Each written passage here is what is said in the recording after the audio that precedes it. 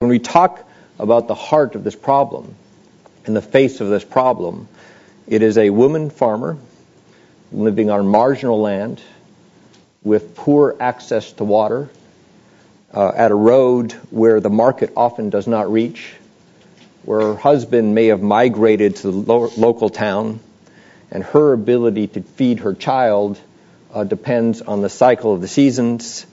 And unfortunately, with climate change, those rains are coming less frequently or more frequently, resulting in greater hardship and a further marginalization of her ability to, in essence, have a family that is able to feed itself and, most importantly, have the appropriate nutrition to grow up healthy.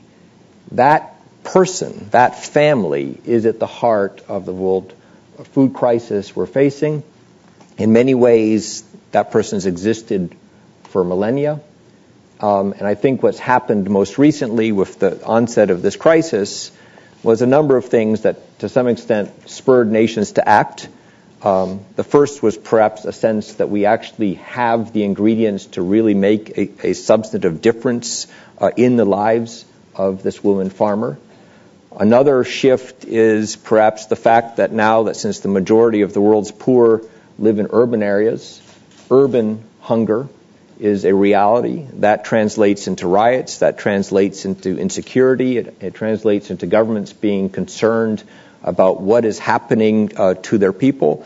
So the concept of dealing with hunger, in this sense, ultimately becomes one of the affordability of food for urban poor, which gets right to the heart of a safety net, because if you don't have those safety net valves well beyond Africa, as prices increase, you will be confronting challenges with your urban poor and their ability to feed themselves, and they will translate that concern into political action or movement on the streets. But I think the key message, and to some extent I'm glad I'm sitting in the middle here, is that ultimately any attempt to deal with food insecurity moves from a continuum from emergency to long-term production.